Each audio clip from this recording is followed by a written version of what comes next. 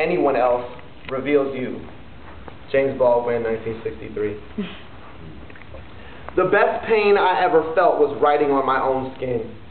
There is something beautiful about bleeding for words you believe in. See, I recently had the epiphany that I identify most accurately as Black Irish in retrograde. Instead of a brown-eyed, black-haired Sean Murphy, a green-eyed, dirty blonde Rafael Santiago is what I've been. I am inherently inside out, so I went somewhere to paint my outsides a bit more akin. That day I was sitting with a heavy book on my lap in what was the closest thing to a house of God I have ever felt I'd been. There I was, young and old at the same time on 17th, and I don't remember, one of those regular tattoo parlors with a drawing in my pocket and a pretty good idea why I had came.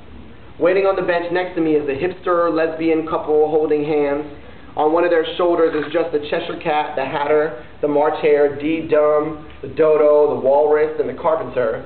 And I asked half-hearted, "Where's Alice?" And she says, "That's my girlfriend's name, get it? My body's a wonderland."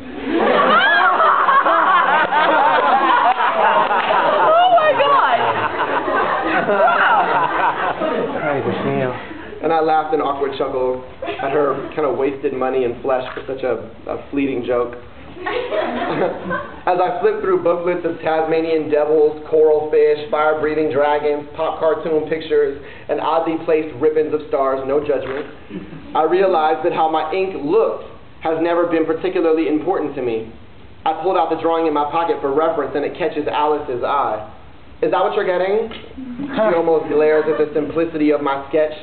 "Maybe you should, like, spice it up or something, you know what I'm saying, make it pop."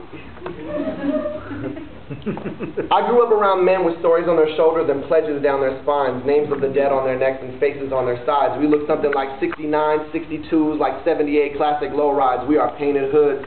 Parked all day, we just sit and customize ourselves over time. And in this place, we sit and burn and endure and love the feeling of earning our model and make it is church, a place where we carve testimony into our tone, declare something as permanent as bone. See, we got no choice in this face, this form, this shape, but God left us just as canvases, unique enough but born blank. And while I watched some write and live as two separate people, I made sure that wasn't me by upgrading my pens to needles. I felt her lean over my shoulder and take a gander at my drawing. "What does that mean?" she asks in between breaths of absent-minded entitlement, and a glance or two at her watch purchased at least 15 miles from here. It says, "La sangre llama," the blood calls. Know how the world came to create you through those who came before they made you. La sangre, the blood, llama, calls, me llamo, I am called, Rafael Santiago Casal, green-eyed and dirty blonde. I'm about to feel Black Irish for the first time. Put black on Irish, write Gallego on my outsides, because I don't look much like it. I am marching the Spanish Armada on myself, invited. Today, by adding another hymn to my flesh, because my skin is my preacher. Today, I get my first clearly Spanish feature. I am excited. "Wow, that's heavy," she says. She looked at her wonderland for confirmation of something I was too disinterested to analyze. Well, welcome to the neighborhood, chick, I think to myself, where we portray the perils of our beasts.